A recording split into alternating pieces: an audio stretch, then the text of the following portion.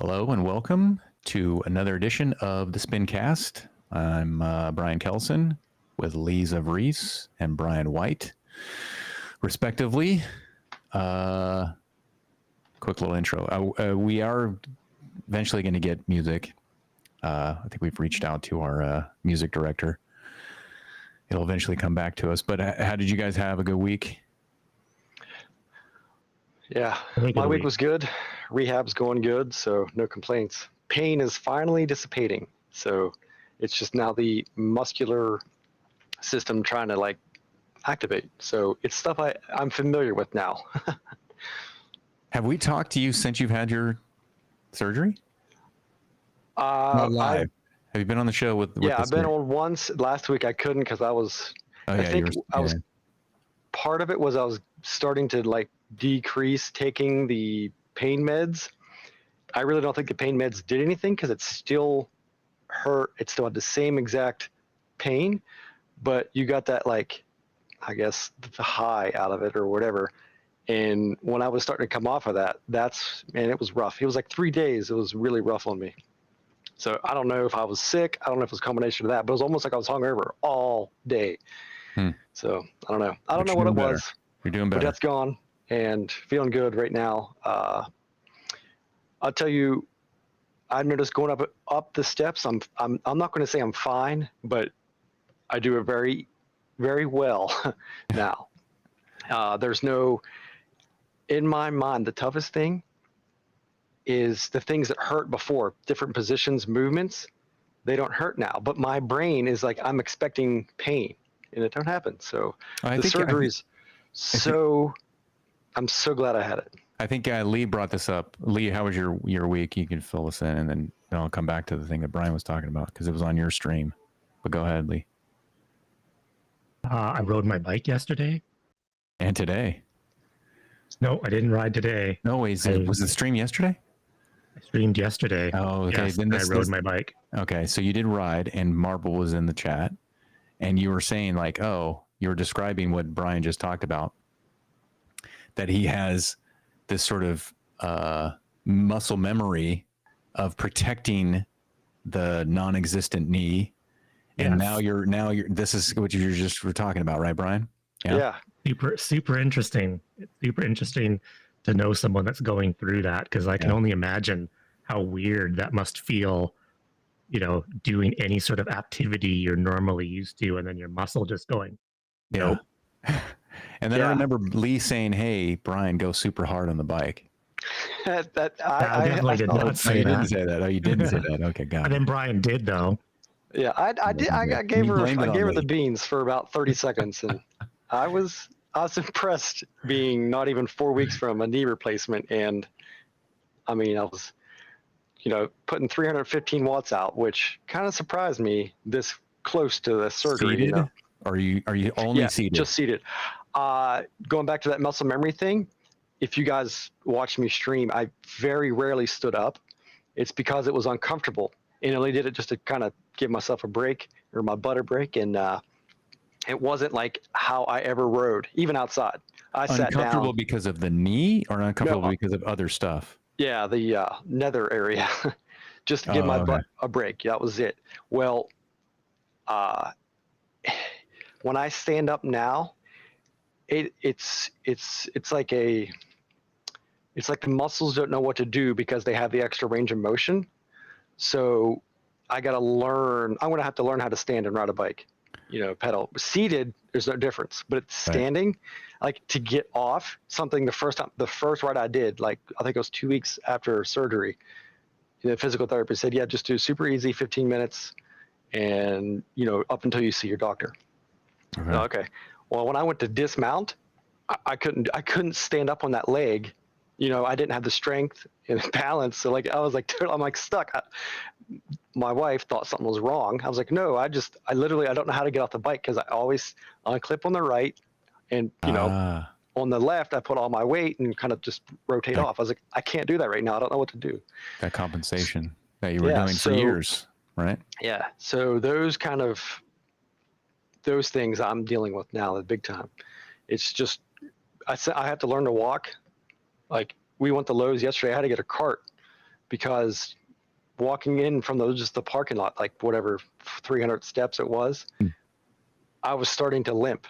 So I got a little, cart to drive around the store, because just things like that. Oh, yeah. I can Electric walk one. around the house. You're limping from fear of what you got going on, or limping because you're hurting? It's the muscle fatigue. Oh, okay. Because mine wasn't just a standard knee replacement, because I did have other stuff removed, bone growth and stuff, and I cannot wait till I have an appointment tomorrow, so I cannot wait to the doctor to actually hear from him what it was. I read the Get the description. piece so we can show it on the stream. Get the piece of the I bone. hope so much that I have. They're not going to let you something. have that. Come on. No. It's like total biohazard thing. They're Oh like, yeah, it's "You already can do gone. But the description, they basically was like, there's all kind of damage other than that. So I have a feeling when they removed that, the muscles were kind of already attached to it. So I'm dealing with some extra muscle trauma, and that's also an added problem I have to deal with. But it's all good. If the pain in my knee is gone, I'm happy. Good. We're going to get into the topic of the tonight's show, which is Zwift serious? But real quick, but I think Lee brought this up too when he was asking you in his stream and you were in chat. You did did you do a test of your FTP or some sort of physical test before the surgery, and so that you can actually get data of like, hey, this is what it was when I had my bad knee, and what you're going to get afterwards? And I think Lee asked what you're going to gain from that, or you think what you're going to gain. So give us what the prediction is. So I didn't do a specific FTP test or ramp test, but just using like racing, I wanted to do an FTP test, but I just never did. I had, what was it, 300, I think it was like 340 watts, right around that area for 30 minutes. And then the FTP settled out just right around 330 or something, I think is what intervals said. It was like 331. And I had some other efforts for like 5 to 8 minutes, right around the 380 area. And within that, my Power 2 Max, I have the left-right balance. And what was it? It was anywhere from typically 25 to 30 watts less on my left leg. So like not at zone 2, but at effort, FTP and up, there was 25 to 30 watt difference, and sometimes it was 30 to 35. Could have been fatigue or just maybe different. I don't know exactly What how. was your imbalance? What was was there imbalance from the? Yes. Yeah, like I'll just use even numbers, make it easier. Like let's say I had 150 watts in my right leg, the left leg was 125. So and the percentage imbalance would show up in your sort of dual sided. Yeah, off the top of my head, I think it was anywhere from 5 to 8% difference between the left and right leg. So that's not a huge number, but let's say if I can get that down to like 3%, you know what I mean? Cut that in half. Yeah. That's an extra 10, 15 watts that just from the leg functioning correctly and activating correctly. Yeah, I'm going to be thrilled if I can get that. It's a snowball effect, because what will happen is your right leg is doing more power. It's doing more of the work. It's probably fatiguing, to a certain point when your left leg takes over. So what's going to happen is you're going to actually have an extra like 30 minutes at full power than what you had before. And that's the thing I am so looking forward to, is what happens here after this, because I've said it on stream, but like I can't find anywhere documented on the internet, YouTube, just Google searching, of someone younger already cycling at a above average level, having a knee replacement, and then what happens afterwards. So I'm kind of excited. The only documented cyclist, and then I found, was Chris Carmichael, and all he did was like 6 weeks or something. He got back to riding training, you know what I mean? Started like an hour a week or whatever he said. Well, I'm already doing that. I'm at not even 4 weeks. From a total knee replacement. Yeah. Chris Carmichael. Yeah, because I think Floyd Landis had the hip replacement. Yeah, and maybe not a knee. Maybe not a knee documentation. There might be hip. Most people get hips redone, Yeah, hips are common. I did see several of those, and I know we know Pookie, Aaron Shoemaker, and Caleb Carl, Clickbait Racing, they've come back beautifully from hip replacements. Knee's a little different. So, but I was so scared to have it done. Very, very happy now.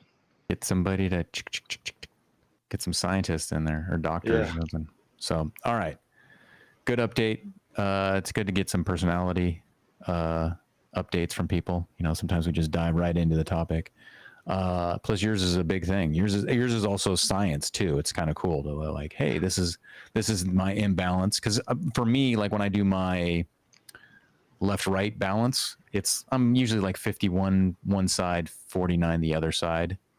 Yeah. And so I'm pretty much 50. Like I'm really good at that, even though I thought I had like a flat spot in my right foot.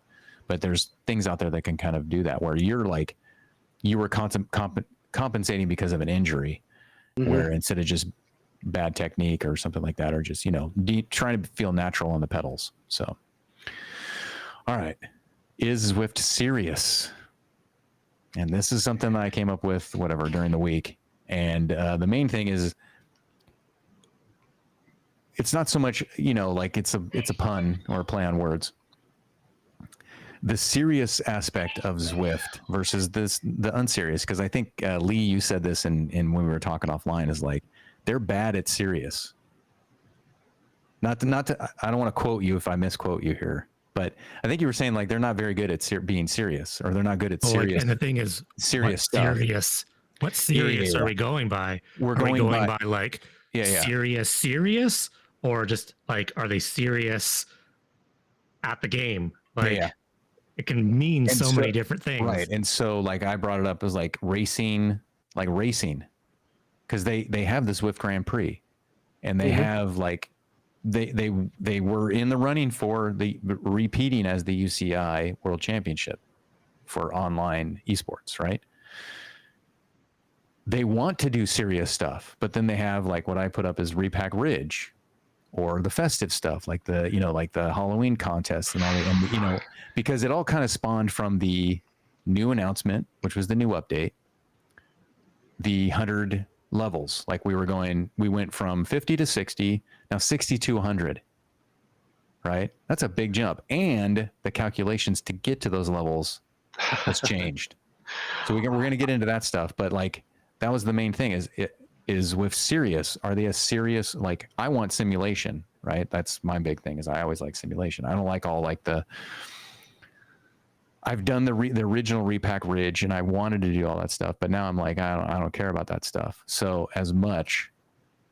So what's your take, Lee? Let's go. Well, actually I did Repack Ridge for the first time. Yeah, that's where I saw you do that. Yeah. And I mean, if you're going to go gamified, they're not very serious about gamified, because they only have Repack Ridge and it's 3 minutes. It was fun, and I would only do it maybe twice. I did it twice, but that's not something that you could go and like, I'm going to do this 20 times. Like maybe I'll do it again in a couple weeks. Yeah, because it's just a time trial, right? Crit City, they are working with that gamified. I watched Casey and a different stream with Nathan and Gabriella racing against each other. Well, that was entertaining, in that race. But Repack Ridge itself, I honestly, the original Repack Ridge, I rode it once, or no, maybe twice, like one day, to get to unlock the mountain bike, because you had to like score a 9 or 10 or whatever it was, and unlock the bike. I did it, unlocked the bike, never went back. And I don't know if I've ever seen anyone else ride it. The new Repack Ridge, I couldn't even, I know where it's at, but I hardly ever see anyone ever turn in there. I don't know if I ever have. Like, to me, it could be fun. I don't have steering, so I can't even get in there now anyway, but I have no interest in it. So it's not going to be something that I feel like, oh man, I got to get that because I want to go do it. It's like, Brian and Lee are off doing this. I want to go do it. I really don't care. And maybe that's just not the thing for me. Like, I'm more like, I'm here training. Yes, I want to have fun, but that's not what I'm looking for, because if I was looking for that, I would go play CB Arcade, because that has all kind of crazy stuff happening. Yeah, and there's always been the argument for years now of I want Mario Kart. Mario Kart in Zwift, or I want like people like it, or they want bananas and they want turtle, or they want tortoise shells and all these different things. If they do it well, that's fine. Here's the difference. Mario Kart is fun. Like Mario Kart has always been fun.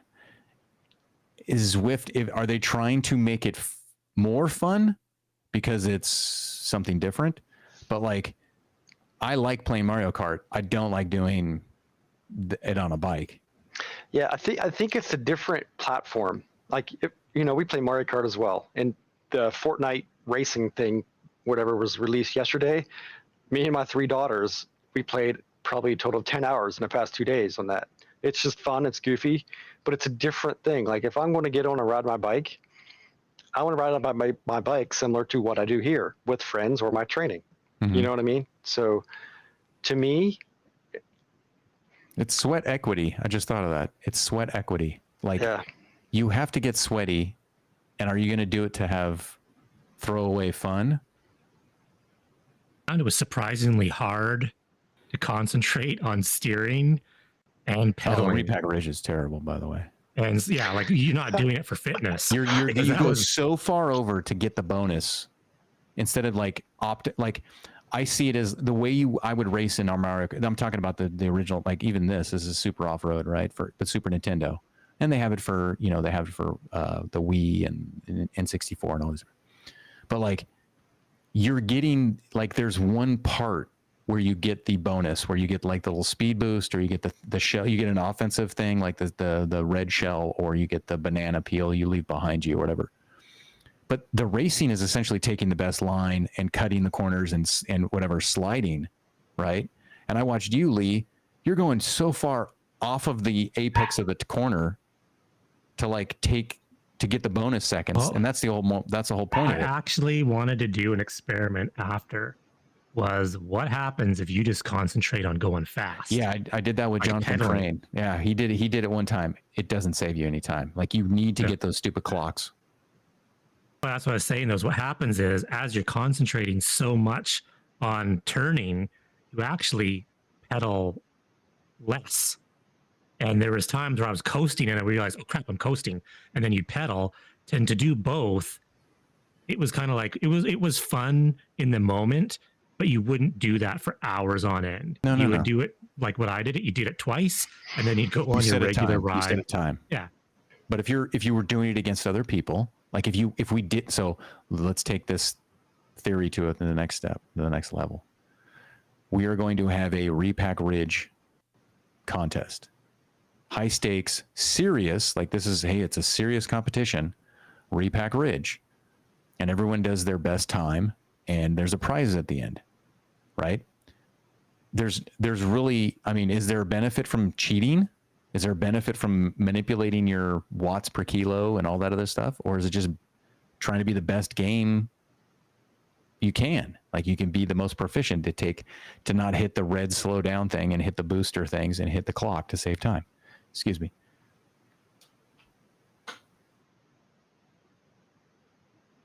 I think maybe that's up to Zwift. Zwift should do a repack ridge actual group event. It should be a mass start. Eight people per class, like cross race or something. 8 people all at once going down repack ridge. How long is repack ridge? 3 minutes. Yeah, it's like 3 minutes. My first time was 3 minutes and 20 seconds. And then the second time I did it, I got like 2:56. Really? Like, yeah. That it takes you. It's just like a kind of a shortcut between the start of Titan's Grove and the exit. Well, yeah, but it's. I didn't even ride to it. It came up on the menu when I logged in to do Zwift. It was like repack ridge. Yeah, it's the first thing you can select. Yeah. Yeah, and I thought it was going to direct me to ride there. It started me on it, and then I did it. And when you do it, you hit the bottom. It says, "Do you want to do it again?" And I went, "Sure." And then the second time, I said no, and then it directs you on to, Yeah, you ride out of the back. Yeah, you ride out of it. But it's like it's a portal to it. It's not like Climb Portal or what it used to be where you had to ride to that little entrance to do the mountain biking thing. Yeah. This is sort of like they want you to do repack ridge. But I'm saying like Lee's bringing up a point where it's like, hey, it'd be great if it had like, you could fit fields of 8 people or 4. Yeah. It's like 4v4, right? I think that's the Crit City thing, and I didn't see the thing with Casey and Gabriella and Nathan, whoever was racing in that. I'm sure that sounds fun. Repack Ridge is probably fun. I just don't care, so that's why I haven't done it yet. Maybe they should do it in the middle of a race. It turns up to Repack Ridge, because for example, in 3 minutes, I saved 15 seconds by knowing how to do it. Can you imagine if it was in the middle of a ZRL race that it went down Repack Ridge with a pack of like 50 people? You could go from like last place to like leading the group. Really? Yeah. You can make it. Actually, probably be entertaining. Serious, even though it's an unserious part of. But it is that sort of thing. It goes back to the question: is it serious? Like power ups, feathers, anvils, steamrollers, all the other things you get in a race. Those are not real, right? But they're in serious events. Yeah, I don't watch the Grand Prix too much. Do they have power-ups in the Grand Prix? Yes. They do? All right. At least from what I remember, I think there was power-ups in the World Championships. Everyone got the same one, and you just got to choose. Yeah, you're right. Like everyone got feather. Like it wasn't RNG or random regeneration. It wasn't RNG, right? You're right. In the World Championship, it was like, oh man, he gets the feather here. Is he going to save it? Blah blah blah, or whatever. They were talking about the strategy. Yeah, it's a strategy, and it's a serious thing for something that's not serious. Yeah, and in ZRL, I do like how they even that out. You know what I mean? Like you're going to get whatever at this spot instead of XP or something retarded I've got in races before, which well. It was that one ZRL that was going up towards the Italian village. There's that coming off the volcano. There's that uphill gravel. There was a ZRL stage where if you didn't get a steamroller, you were dropped. That was every brutal. lap, the lead pack got smaller and smaller because it was only people who got steamrollers. There was guys who were doing like 700 watts up that hill that couldn't stay with the steamroller people. Like it was insane. And people lost their minds because it was like the power up dictated the race. But at the same time, it was cool that the power up actually did something. Yeah, I think I was in that race. I had the steamroller. Incredible. I didn't have it the first 2 laps. The third one I did. In the first lap, I was lucky. It strung out enough to where I was able to get back. And then coming into it the second time, me and 2 of the teammates attacked before it. So we got like a 5-second head start and continued it up in that lead group with the steamrollers, carried us. You know what I mean? They caught on to us. But it went just like you said. Just like you said, if you didn't have that steamroller, it was terrible. I was like 600-700 watts.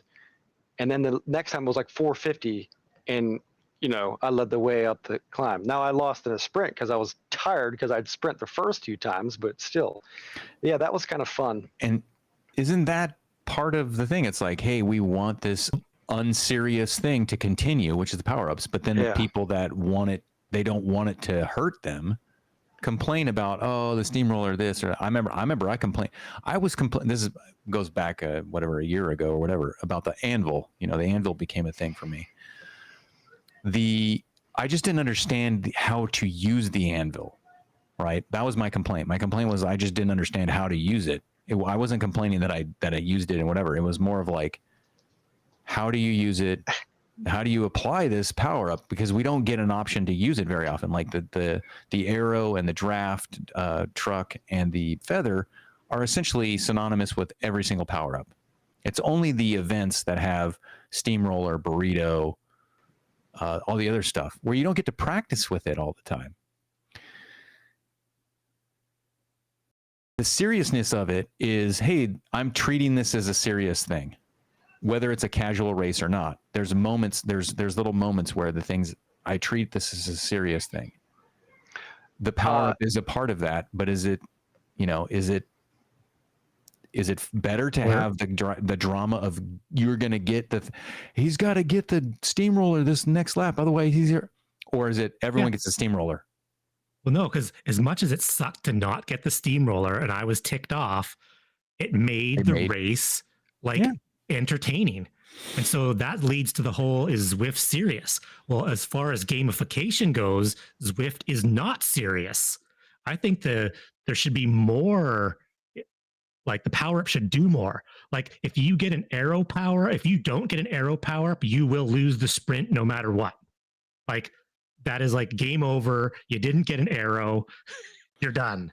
Yeah. You didn't get a feather, you're getting dropped on that hill. Like the power-ups do just enough that they give a little bit, but they're not serious enough to like game over, you didn't get what you needed to get. Luck of the draw. It's a random thing, which is like, I almost think it should be more that way. I agree. I wouldn't care if I'm in a race. I mean, I'm not racing for the lead anyways, but if I got an arrow power up and all of a sudden it was like, whoa, first across the line, arrow power up. Yeah. It becomes this thing, and where the seriously physically fit people are mad. They should be like celebrating, like, hey, this person's here. And Cade Sport did that, where it was like, hey, you could have, what was it? It was like two different versions of, like, it was like you can race with the real Watts, like the real person, and then you got people that have a compensated so they could race with their friends and race. There's going to be complaints on either side, but I'm with you, Lee, on it should be more. Like, I think the power up should be worth more. I think I've always said that. Like, they should be they should be more substantially beneficial for when you get them. Yeah, and going into this serious aspect, the level unlocks and all the frames and all that. Right. Okay. Yeah. What is it like? That just drives me nuts. You made it easier to get to a level that I already worked my ass off to get to, and then there's people that are well beyond what I am. So I was kind of looking forward to that difficulty to get what I am, because that's impressive. For me to get to level 100, I'd have put some work in. Dr. Weebles, Caleb, Lee, anyone who is at the area of level 60 or well beyond that in some cases. Now it's just like, someone who's, say, I think mid-level 50 currently is like almost up to like 90. Is it something like that? I mean, it's a huge 90. difference. I'm level 56 or like halfway through 56, and I'm fast tracked to 96. Okay, yeah. So basically all they did was they made 60 100, because now I'm the same distance from 100 as I was from 60. But like it's no real difference. The Tron, it's kind of a neat bike, but it doesn't give you that, there is nothing in the game that's truly game changing. The drops, if they don't utilize these drops, because now instead of giving more levels, like make it harder to get levels, they've just given more drops. So what's the point? We can't organize the garage. I don't want half the bikes I got anyway. And none of the bikes really make a difference in a race, because all the Zwift Insider tests are all, solo, no draft, whatever. Well, that's kind of pointless. Okay, yeah, it's 2 seconds faster between this bike and this bike. Okay, the Buffalo bike or whatever, and, the S5 2020, it's what, 17 seconds in a draft? Yeah. Obviously, the Buffalo bike's going to be slower, but how much really in a group, in a race, is it going to be? And if I am going, that's the thing too. If you want to be serious in racing, we need to have, like, almost take it to one extreme. You enter a race, you have a fixed bike. Everyone rides the same bike. But if you're doing a echelon racing league, ZRL, whatever, you could have a standard bike. That way, there's no one going to complain about whatever. Or you could just literally be like, hey, this bike's 45 seconds faster because he is at XYZ level and done this. He's worked to get to that point.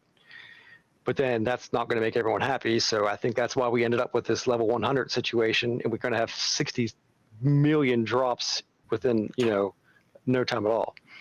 I wish there was a bigger gap in the equipment, because it's kind of pointless. It's pointless. Yeah. It's all for vanity. Like, exactly what you just said is there should be like a 500 volcano lap bike. You ride 500 volcano laps, you unlock the super volcano rocket bike. It's 10 minutes faster than like the next bike. But then is it illegal? Is it illegal in a serious competitive race? Maybe not. But at the same time, though, it's like I put my dues in. Yeah. Brian's got 1.3 million XP. Like, should the playing field be level? No.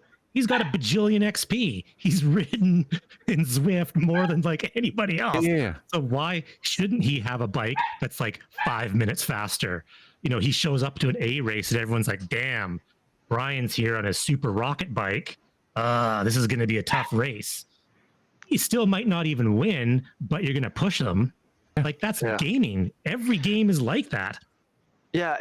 I mean, there's a skill aspect of, I know Kellison's stronger than I am, and I may be stronger than Lee, but that's the reason we have the classes, even though that's a different thing about being serious. We need we just said on the last episode, Brian. Yeah. Well, I'll just give my brief little snippet on that. You've got WKG, that there's too many. You can click on any European ZRL race and see multiple people at 4.4 to 4.5, 4.6 watts. And they're not disqualified. They're still B even. So there has to be a one kind of governing body in this. You can't have Zwift Power, Zwift. Hell, you did a race the other day, you had a pro sponsored by Zwift on the Legion team. It's not even Zwift Power registered. Yeah. Zwift, if they want to be serious with these leagues and everything, they've got to come together and they've got to come together. That's the thing this goes to the question. Like it's like a rhetorical question. Is Zwift serious, right? It's like I think they like the idea that the community has built this the racing part of things. And it's sort of like, hey, we like this, and we've built this a lot. Are you guys? The community has built this. We want to support it, but we also don't want it to turn away the casual riders, the casual people, these other things, these fun things, the festive things, the repack ridges, the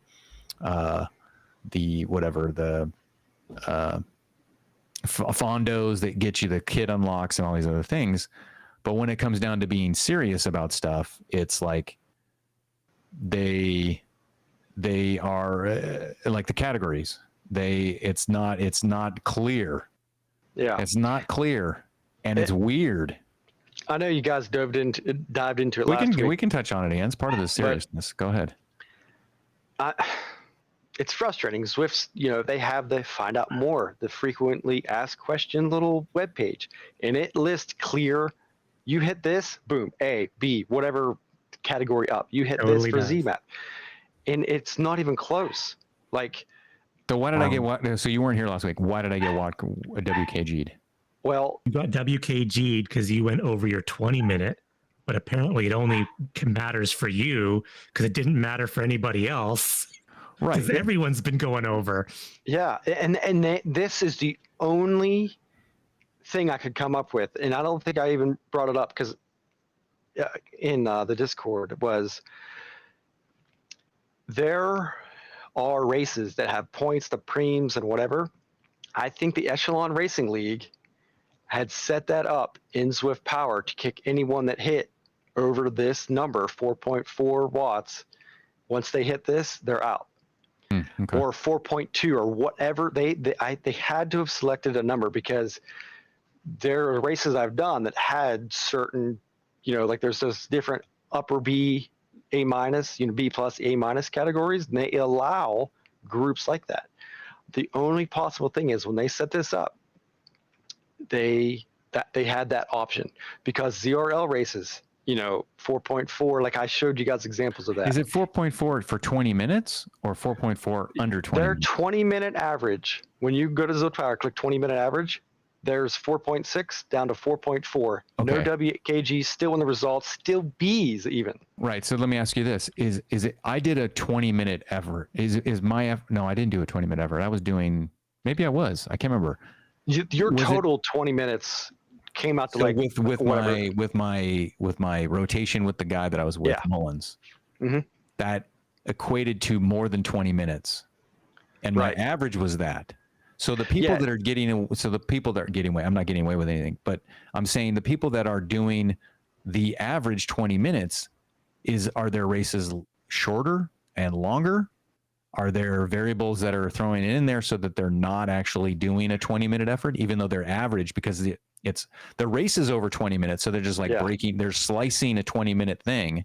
It's the 20, it's like, say your race is 38 minutes. So the first 5 minutes you dilly-dally around, you have, you attack for 5, let's say you do an attack for 5 minutes and you hold your threshold for the other 15.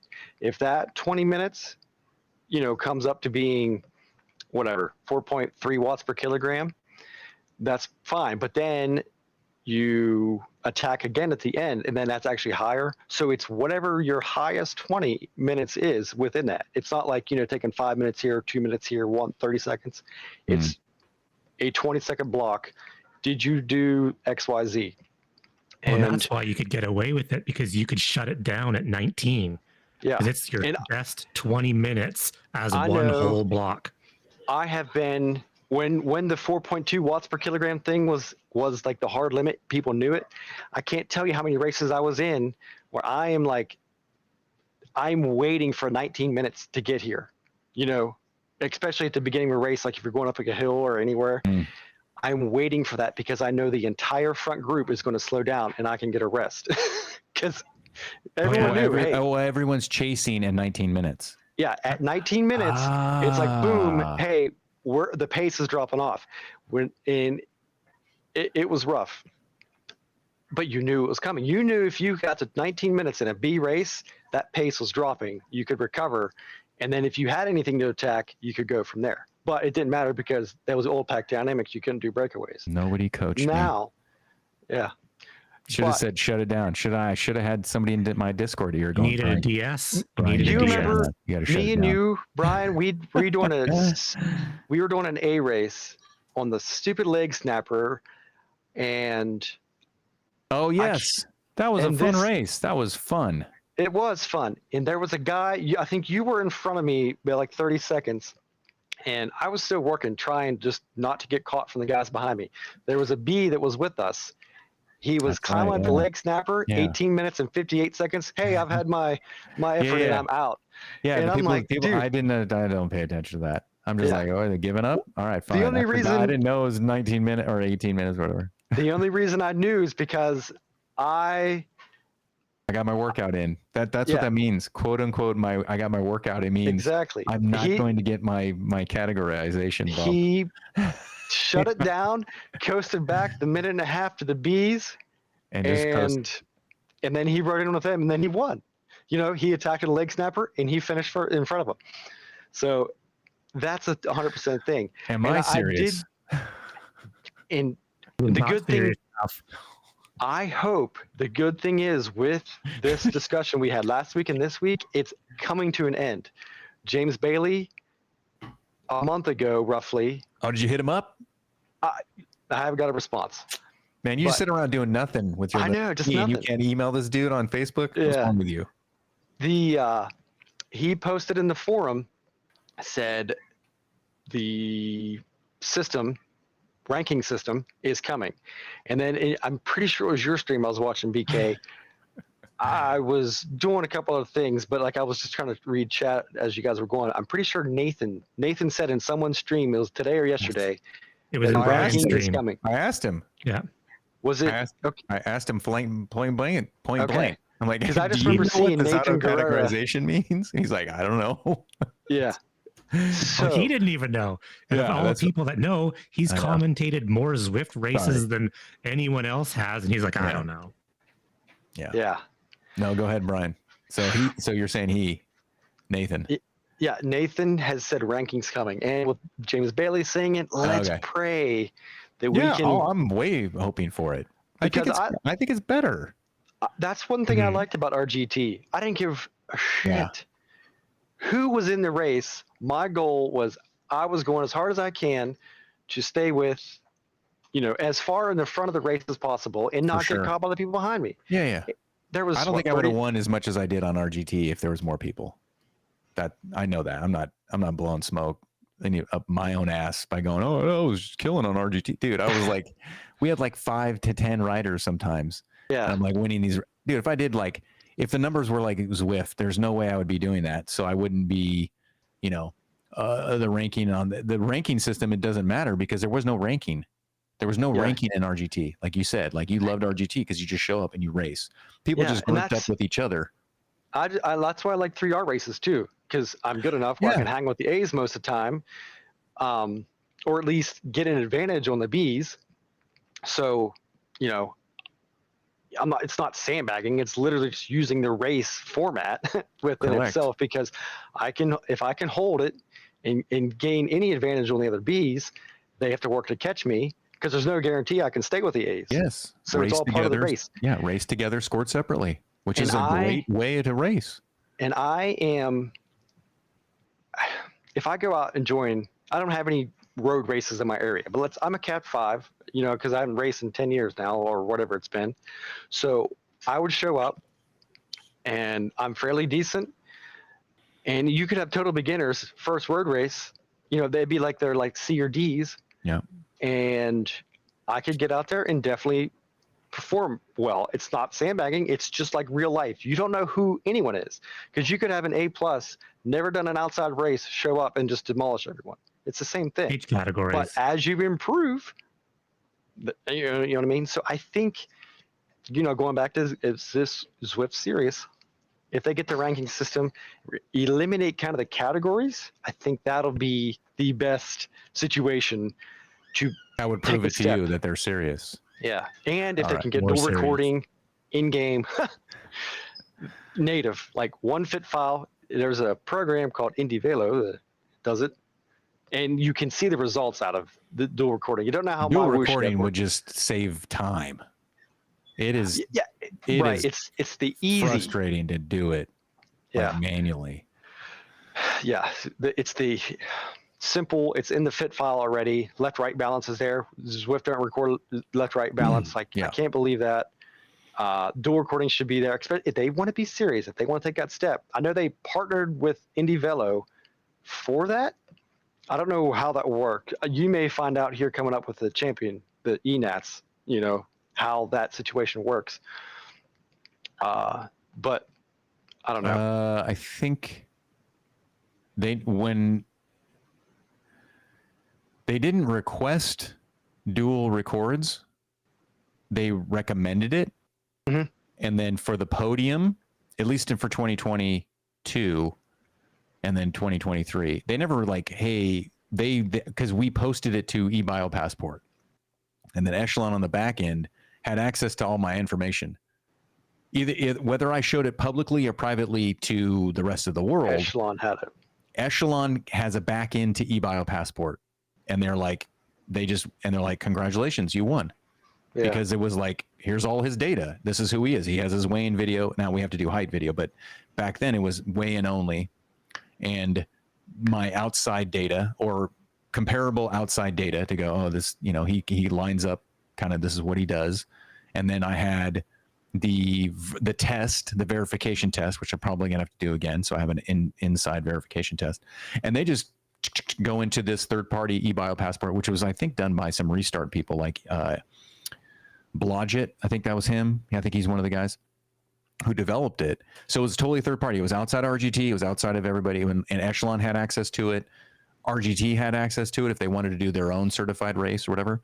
And then, like other promoters like OTR and the West London VR, whatever, those people. Yeah. So that's the sort of thing is like where Indivelo has, from what I understand is they have all the data. So if they're like, hey, we want to check out this person, boom, they just go and they ask Indivelo and they go, here's all their data. So it's like an accumulation like Zwift Power, where instead of manually having to put up dual power, it's if they request it.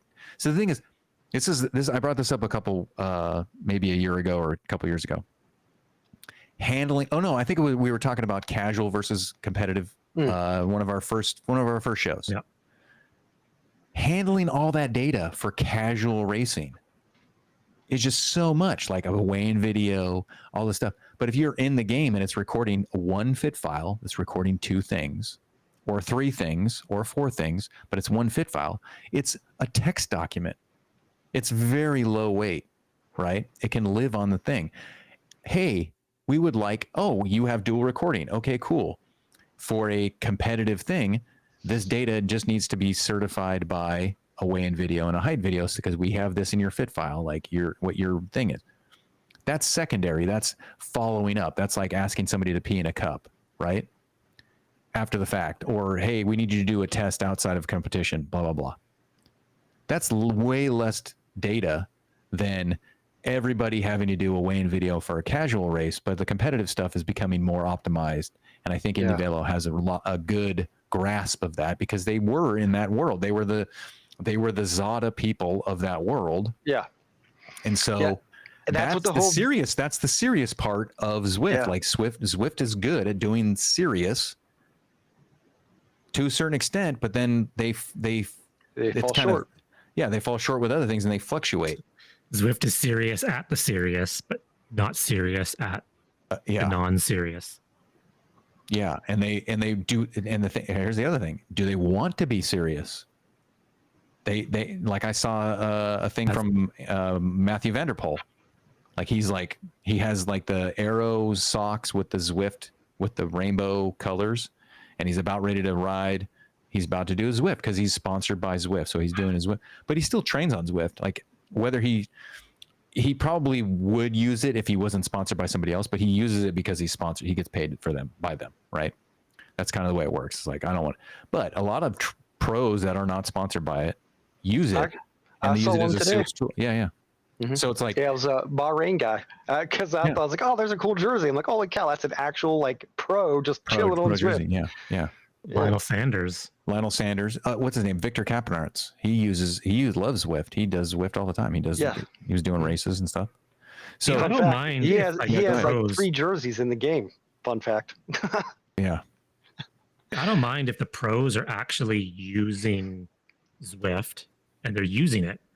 My thoughts is I would like to see Zwift go more gamification, be serious on it, because what I don't like is what happened at the Worlds a few years back, where you get people who have ridden on Zwift 3 times ever. Oh yeah. And just because they're a real world fast guy, they won the world championships.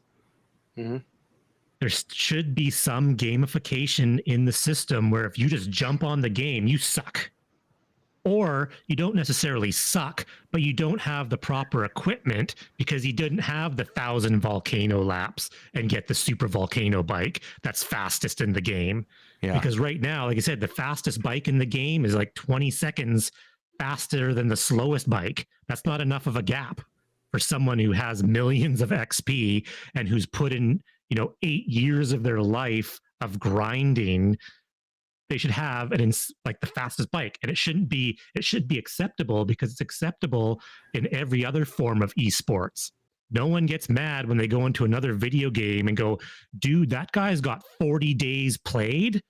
He sucks because he's got the better gear. They go, man, I better step up and I better start grinding and get the good gear. So the thing that you and I both enjoyed, the Canadian 2022 National Championship with Thom Thrall and Matt Usborne, right? Perfect example. Just that little bit of an edge that Usborne knew because he reconned the race. Now we don't know this. I would love to get Thom Thrall's point to go on this, but Matt Usborne, when he did the post interview, he's like, "Hey, I came in and I did this thing, and I knew the way that the sprint finish would work on this course was a little dip." A little dip, and he knows he rode RGT. He raced Echelon. He knew RGT. I didn't see Thrall very much in RGT. I think he did a lot of Zwift, and then he showed up. He's like, hey, I could probably win. Just that little bit maybe helped Usborne win and get the edge. And that's the thing you're talking about, Lee. Now, if it's like, hey, we're doing the new whatever Omnium /3 events like the climb and the sprint and the whatever, the rolling or whatever it is, and you have to use the certain power-ups, that all came into play. But I'm with you on the, hey, let's expand it even more. Let's push it further to maybe see that, like, hey, time invested in the game, sweat equity, which was what I was calling it earlier, is, hey, somebody that's putting, 40 hours or more than, or not 40 hours, like, 40 hours 12, a week. 20, yeah, 20 hours, 40 hours a week. Yeah, right. But the sweat equity to learn the ins and outs, and you make a course and you make a thing that benefits that, then just come in and hang out till the end, and then I can just bang up, 7 watts a kilo like for 5 minutes. Yeah, like I'm never going to beat pros or A's, but it would be hilarious and it'd be an awesome incentive for drops where it's like, oh, I got the +4 to sprint socks or the +2 hill climbing shoes. And depending on the course, you change all your gear depending on the course. Like, oh man, am I going to go for the FAL or the FTS? Okay, I need the sprint helmet and the sprint socks. Yeah, and you gear up. I should probably pick this bike because I'm going for the FAL. I think that'd be fun. It would be fun. And you have a vanilla, no power ups, no nothing. You just have, it's pure physical ability. For the world championships, they could pick, but then the problem is that's a totally separate thing because that's not the esport gamification. The world championships of everyone's on the same playing field goes back to the whoever's the most fittest is, there's strategy, but there's not strategy. If that makes any sense. But there is. So Thom, Thrall, and Matt Usborne were there till like 200 meters. They were together. Yes. And so with RGT, because RGT totally lended, right. But you're saying, like, let's say you have similar physical attributes. Okay. So let's say Thom Thrall is maybe actually a better sprinter than Matt Usborne. But Matt Usborne had that little edge that was, he knew the course, he reconned the course, just like people that don't recon courses and they don't ride around the courses for the climbs and the Tour de France and all that stuff. They don't have the budget. They don't have the time. They don't have if Zwift is going to be serious, I think it needs to benefit the people that put the time in to recon stuff and learn stuff, just like it should, instead of just being overwhelmed by power. Now, I think it does, but I think they can be better at it. Yeah? Yeah. Oh, you went up the Alp, you rode up the Alp 400 times, and you got the +20 hill climbing bike. You rode up the Alp 400 times. That's insane. Good for you. You chose to ride. I will never ride up the Alp 400, but if you want to, and then guess what? That guy kicks butt in like every hill climb race because he's got the Alp bike. And you're 100% right. Yeah, go ahead. The Tron sucks at long climbs for all the climbing you got to do. It sucks. What's the point in that? And with these new levels, now there's going to be more people that have access to this. So there's no sense of achievement, getting to, well, what would be level 100, but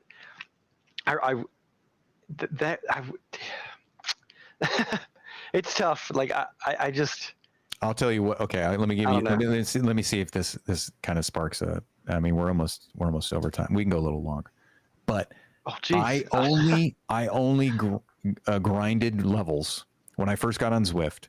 I grinded levels for one thing. First was to get to climb the Alp, so I had to get to level 12. So I would just do whatever. I just read the Zwift Insider. Hey, get as many XP points. Blah blah blah.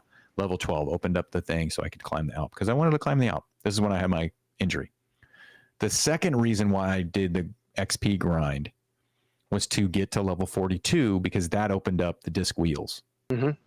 Other than that, as soon as I hit level 42, I don't care about levels anymore because it doesn't add the little benefit, whatever it is. It's just a benefit for racing Yeah. Because that's the carrot dangling in front of me. What levels open up stuff that give you a benefit now?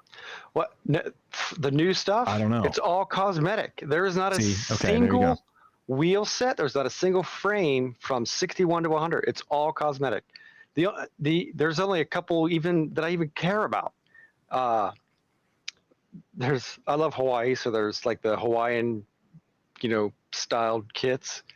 Cherry Blossom, I'm sure it's for McCurry Islands, and then I forget there was something else. But there's 3 kits that I was like, oh yeah, I don't know. They kind of swung and missed on that. So good. I haven't really squandered. Hey, I should have bought this because I didn't buy anything. My garage was very bare when I first I would only get the stuff that you get for free.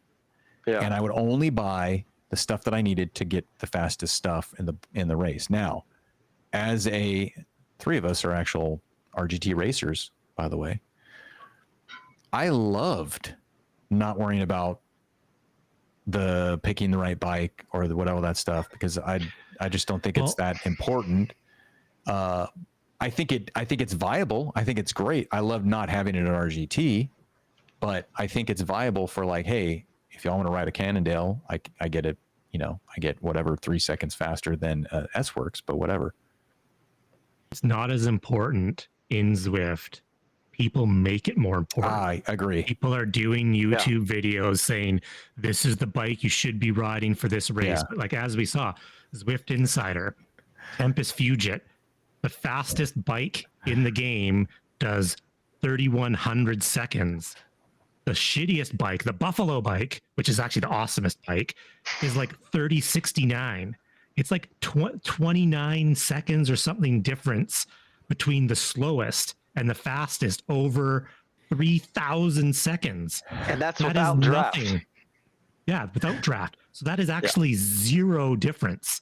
Zero. Like everyone should be racing the Buffalo bike or whatever bike they want, because technically it makes almost no difference. Where it does make a bit of a difference is if you have 2 people who are within like a second of each other at the finish line, and one guy's on the Tron and one guy's like on the Venge. Then maybe, but in reality, there's like no difference in these bikes. I wish there was. Did Mullins not stay with me at the end of the Echelon race because I was on the Cannondale and he was on? No, we gotta see.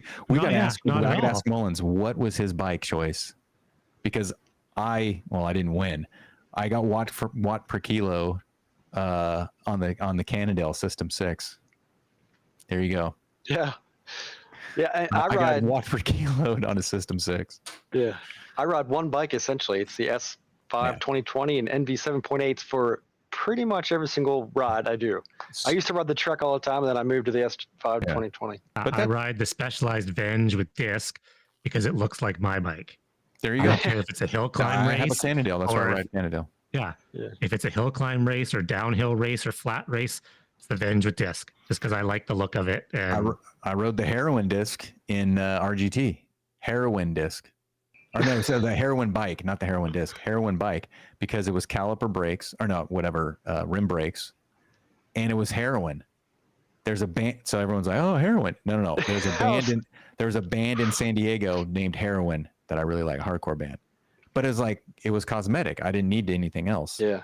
But I think this we'll wrap this up. Is there any questions? Hey, Lee, grab any questions if there's anybody in chat. Thanks everyone for hanging out. But the seriousness of it is, I like that people are into like, hey, what's the right bike choice? I think that's cool. Like even though it's kind of a scam, it's kind of cool to because I remember when I was first into Zwift, it was like, dude, I got to get this gear to make myself get the marginal gains, get the watt advantage, get these little things. That's fun. That's like, hey, whether it's fun or throwaway or whatever, it makes this thing serious to us because for the simulation of it. But it also could be like, hey, I want to win the goofy +5 watts per kilo party favor race, right? Like the fire socks, they're cool. They don't give an advantage, but they're kind of cool. They'd give an advantage. They give an When advantage the fire goes off, you get like an instant 20 watt boost. I think it should get an advantage, but I don't burn use the it. people I behind don't you. want. I'd never have put them on. I don't want them because it shows that I'm going hard. That's Steer in front of them. giveaway. It's a giveaway for me. And then it burns their bike and they go slower. Yeah, I don't like showing. Yeah, I don't like showing. I don't off wear them because it gives an advantage for other people. Yeah, but other people get to see that. Oh, he's going hard or something. Yeah. That's the reason why I use it. Any questions or nobody's watching this show? There's just one comment from Lumophile here.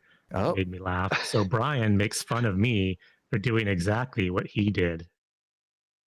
yeah, always. I have no idea. I don't know what the context is, but Lumo, right at you, buddy. I think we're talking. I think it was in the context of you grinding away so you could ride the Alp and meeting but the Alp in-game requirements. Oh no! I'm not giving you a hard time about grinding. No, Lumo is grinding to get to the thing that I was getting at. That I'm yes, to get level 42, yeah. Yeah, level 42 to get the last thing you need, the last cog for fastest bike racer in Zwift. Other than that, no. I didn't have the grind. I didn't have the climb portal, which I'm not against that, and the tour of Watopia and all that stuff. I was doing it because that was the new thing in Zwift was climbing the Alpe de Zwift. Now it's passé. It's like, oh, it's been around for years. But I remember when it was released and it was like, oh, you had to open, you could only be level 12. You had to be level 12. And they lowered it to level 6. And they lowered, didn't they go to 10 and then they went to 6? Yeah. That was like my buddies. I was like, what? I would go ride the Alp and they couldn't get in. Yeah. So that was the grind. Suckers. Yeah. So the grind was like, hey, do route badges, do all these random things. Yeah. Lumo, I'm all for you getting level 42 to get the disc wheels to have the thing to do, because I wanted to do time trials. I wanted to open up a time trial bike and get the wheels so that I could go as fast as I could in my time trials on Zwift. Other than that, like Brian is bringing up, none of the other stuff work. Like none of these other things they don't increase speed. I think they should. I think level 43 should have had something. They were like, hey, you're gonna gain a second on this whatever, and they just make up gear. You every time you level, you get skill points to put where you want to put them. Skill points would be good. Like every other video game. Yeah. I put all my skill points to sprint. I'm like a super fast sprinter and I can't go fast anywhere else. Yeah. That'd be like hilarious. Like it'd be like any other video game. Like it, I just think that the grinding for levels now is just because Teppy is he's grinding to try to somebody's trying to be number one, try to get to level 100 as soon as possible. Yeah. I get that. If it opened up something serious for me, then I would be, hey, I would do the grind. I would do the tour of Watopia. That would be amazing too. Yeah. Zwift say there was a special unlock that's for level 100. But I have no idea what it is. We don't know what that is. An asterisk. Sources say that by the time it'll be out before the first person gets to it, which I really hope someone gets to level 100 before Zwift gets to it. I'm sure Lumify made another point too. So how does the Bryans feel about decreasing CDA with level? See, that would be like a skill point. You could allocate some skill points to a reduction in your CDA. So if you wanted to make solo breaks, you could make solo breaks and be like, man, my arrow is so arrow. I think I brought this up a couple shows ago about, or maybe it was on my show, about when you actually put time in the race, like you put time into racing and you do the practicing. Like I always liked when you do FIFA, remember the old FIFA game? Mm-hmm.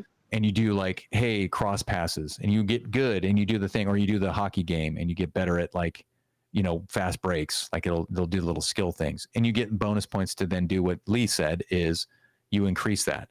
Yeah. I think that would be beneficial to go, hey, I've been riding in Zwift and I'm getting better. I feel like I'm better. I'm more arrow because I put the time in. Whether that's true, because most people, they can ride. But that would be kind of cool that it would help your CDA. You'd be like, hey, you've put more time in. This means that you've learned how to improve your aerodynamic position on the bike. That's actually exactly what Lumo just wrote. Basically, more time in the game. Yeah. Your guy becomes more efficient because you would learn how to.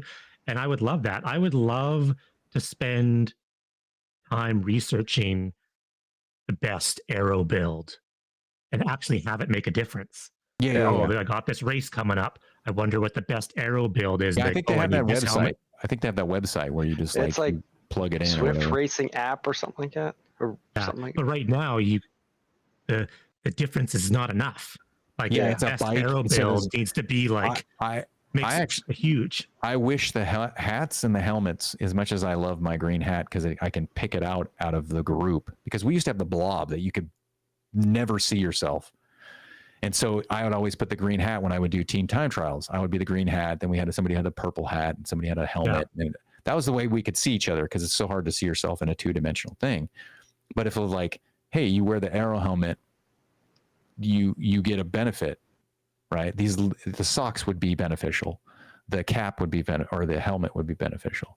And you have gloves, or you have a long sleeve jersey, or you have an aero jersey, and you get a weight, like the way that there's a weight cost for aero. Like, you're more aero, but it weighs more. Like, you're like, hey, you know, these all, we're giving ideas to Zwift and all that stuff, but these can play into, hey, if you're going to be serious about it, you can take it to the next level and add the more stuff. Like, it's just bikes and frames that help you. Like, that's weird. Lumo was talking of. The hats could be beneficial. Like, I could be riding around with a cap and it slows me down. We don't know. Isn't the backwards cap supposed to be the fastest helmet in the game or something?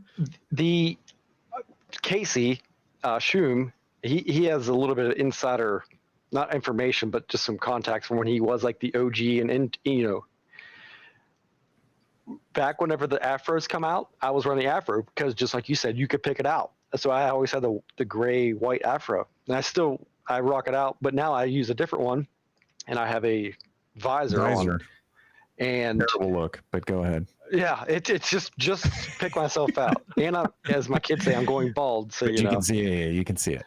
But the hair, helmets, everything does minusculely affect your CADA in Zwift. Yeah. Because I said something about that, and he messaged me and said, yeah. He said, I actually questioned whoever he knows within Zwift at that time, and there is a difference. It doesn't affect anything actually in the game, but there's like a 0.0000125.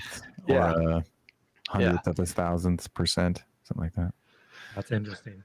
Yeah, but most of the time, for me, it was just visual. It was like, that's how I started. Like, I'm the green hat, and they're like, okay. Well, no, for TTTs, that's totally a thing, because we did the same thing. I had an orange cap, I had a green cap, and that's how you knew where you were in the line. Yeah, that's because the rider list is whatever. Oh, you can't see. That's another topic. Can't see any. That's another topic. But I think we've answered the question that we will not answer the question. Is Zwift serious? We hope so. It has serious tendencies on good and bad. Yeah, exactly. All right. Anything else? I want to give credit to, I feel this is going to be something that's Indy Velo and this online event company and the RAM, they're holding roughly every month or something, a 1 hour record. Now, I don't know, there's not like specific hardcore, details on this, but it's a sanctioned event, and it's January 17th is the next one. But right now they're holding the 60-minute, the hour virtual record on Indy Velo, on the velodrome. And I know, I'm going to say 98% sure that I have beaten this in my time on Indy Velo, and I have a lot of time on there, a lot of time riding around that velodrome. 39 kilometers in 60 minutes is the thing.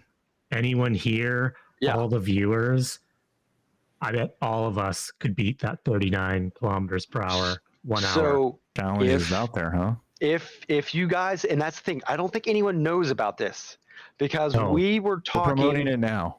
We're promoting it now for them. So I know some guys have done Indy Velo in the chat. Go check it out, January 17th. And I don't know if I can find it quick enough. And also, the details aren't exactly too good with it. I don't know if you get like a medal out of this, a jersey, like what the situation is. But yesterday started and today finished. Yesterday, 1 p.m. Eastern, and 1 p.m. today ended the 3, 6, 12, and 24-hour championship on IndieVelo. And this was put It was being on. streamed. Yeah, it was like a legit thing. You had to go through verification. Money was involved. I'm trying to find who has the hour records real quick for you. Sorry. I just posted up the link in chat of the company that's running those events. Yeah. It's so you guys, definitely the hour record. I would say someone within our little 39 community. doesn't seem to be high There's at also all. there's female competition too, right? Yes, female, and I'm not sure if I'm I can. approaching 39 on an outdoor TT. Yeah. So like here it is Harold Treese at 39.146 kilometers and Carolyn Reuter at 38.335 kilometers in an hour. And the January 17th is the next event. So you guys definitely check that out on IndieVelo. And that's what I think is going to have another. We're going to have these platforms with different, like, I don't know the severity of this. Like, if, let's say I would have entered I don't think I could have done 12 hours. Let's just say I won the 6-hour event yesterday. I paid my $40 for the entry fee and I won. I mean, what, it's RAM. RAM's a big thing, and it partnered with this company. Race Across America, everybody. Yeah, Race Across America. Which they are no longer finishing in Annapolis. They're going back to Atlantic City. That's a side note. I saw that was announced yesterday, or Saturday or Friday. I can't remember which day. They are changing the finish now. It's no longer in Annapolis. Huh. So this has serious implications to it. Like, you had to put money in. Verification goes into it. You have to do a ride on IndieVelo prior. So, but it was, to me, it was so under, like, there's not even results yet. Maybe they're verifying the winners. I don't know.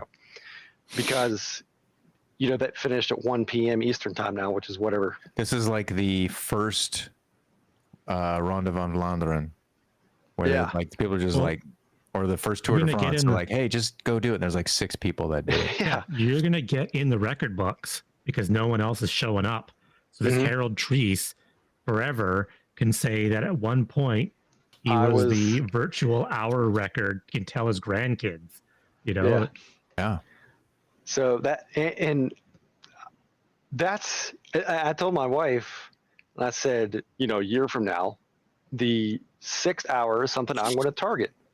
I have no idea if I could do anything with it, but that's something that I feel I could have enough, endurance in a year to maybe place in it. I don't know. You got a new knee. Yeah, we got new parts. New parts. And my Whoosh also, they are expanding the platforms it's available. Nobody's going to hear this stuff, Brian. This is at the end of the show. You need to do this at the top stories at the beginning of the show. Okay, we can do they've already tuned us out. Bro. Yeah, they're done. No. You're going to do the My Whoosh. Do the My Whoosh. Then I want Lee to do the Cycling Canada thing. So get the Cycling Canada thing too. Well, My Whoosh is expanding. They moved to the end of the season. I think there's a whole bunch of bugs. They realized, hey, we got to change this up. And then they are expanding the platforms available, which will make more people maybe willing to. Because I've done 2 rides on My Whoosh. I am no My Whoosh expert, but I understand platforms and I understand how things kind of work, like with the technology, the hardware on our side. Yeah. And I understand what My Whoosh is and what they're trying to do. And it's so funny. People blaming My Whoosh for they're running like a 15-year-old integrated laptop and it won't run. So they are trying to make steps to make it more inclusive. But On the opposite side, I kind of do like that they are requiring certain things so we can have a better. The people who are able to have nicer Is my things. whoosh serious? That's in esports. Can your game run, or can your system, can it run my whoosh? Can it run Crisis? Yeah. Yeah. I'm going to say my whoosh doesn't have the user base to be serious. I don't think you need the user base to be serious. I think you can be serious without being having the user base. Oh, Like okay. if you have a serious product right off the bat. Well, they have things. They have things built into my whoosh that make them serious. The dual recording, like the fit file only records one power meter, so and everything is on their system. It's like in the cloud. So maybe on their side they see the other power meter. I don't know. It's weird. I had them both connected, both rides, but the fit file only shows one. You know, it just shows my kicker. So I don't know. But they have that built in. They have the Sunday race thing, which you have to do verification and all that magic for. So I would say they are honestly in a better place for being serious on racing than Zwift. So yes, that's my opinion. If it wasn't at 3 a.m. on Sunday or whatever, I think it'd be 6 a.m. for me. It's 3 a.m. for you. So 6 a.m. on Sunday. You would consider maybe once. I could be able to do that if I'm not working on Sunday. But you got to do weigh-ins, and I think every 3 months, right? Yeah. I haven't done it yet because I'm not getting up at 2 a.m. to do these races. It's kind of dumb for you, but honestly. you have to do a weigh-in, you need a high verification. You need to jump through tons of hoops. Here's the other thing too, the final thing, and then we'll get to Lee real quick for the final thing. Excuse me. Is you actually have to sign up for the race like Tuesday for a race on Sunday. Yeah, I was going to try to jump in and run real quick. They close it off. It's like once you're verified, you're good to go. You can just sign up. Yeah. And they're just like, you got to sign up. I think it was on a Thursday. I said, hey, I want to try to do this because I can ride on Sunday. And I was not able to because I was like, I messaged the people and I said, hey, can I do this? And they're like, no. I was like, why? I was like, nope. And they said, well, they gave me, the steps and all this. And I'm like, well, I guess here in a few months, that's serious. That's serious talk. That's like you were serious. So, all right, let's do it. Let's Canada. Thanks, Brian. That's good. I posted the link. Canada versus the world. I love it. So, in the lead up to the Canadian Esports Nationals, Cycling Canada is doing a Canada versus the world series. 3 races, age group. So, not A, B, C, or D, age group. Ha ha ha. And so the way it works is the top 8 finishers at each category get points. And the idea behind this is can Canada get more points than the international field? It's kind of a fun little race. And I'm smoking you, Lee. So the categories are still in Zwift as A, B, C, or D, but this is probably super Canadian. This is in the rules. When selecting a race, please be honest with the category you choose. Now, is that the age group category or the physical? Yeah. So what? Because I think either Herd or somebody else does this, where it's like. Yeah. So there's age categories, like there's 35 to 44. That's 45 to 54. Yeah. Yeah. So A is 65 plus. People they're just saying, please pick 100%. But it's just funny because it's totally. Please be honest. People are going to mess that up. Just letting people pick. But so the races are on the 21st, the 28th, and the 4th. I think that would be January, everyone, January. Yeah. And then the 4th of February. So let's go out and whoop up on the Canadians so they can get practice for their national championship. In 10-year age groups. Yeah. Or 9-year, I guess. And is this part of the selection process for? No, this has nothing to do with esports nationals. This is just a fun build up to esports nationals. Good. That's cool. So there's no qualifying. This is just show up and race. Fun. Yeah. Cycling Canada also does a Zwift ride every Wednesday. Okay. Zwift group ride. Very cool. All right. Play the music, which we don't have yet. Music. And we're gonna just talk and no, we're gonna get out of here. Good show. I enjoyed the show. This is a good show. Yeah, we covered a lot of stuff. We did. We went through a lot. Yeah, I think we covered. Actually, you know what? Is there someone who is on? Is there someone we could raid? Yeah, let's raid somebody. Let's find it.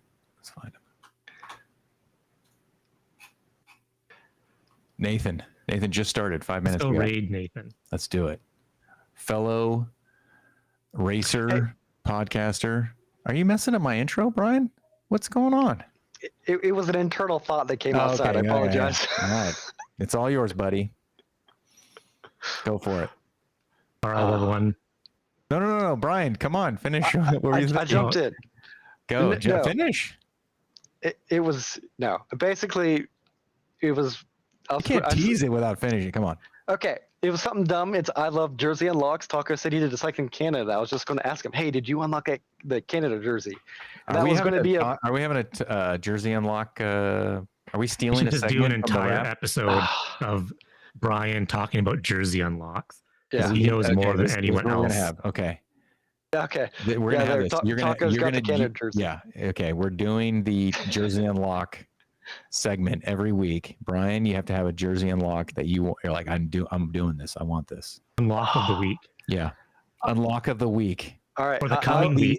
Yeah. So people can. Exactly. Instead of the lock of the week, like the lock of this, I'm going to pick the lock of the week for the win. And, the Edmonton Oilers are going to be the lock against the Calgary Flames.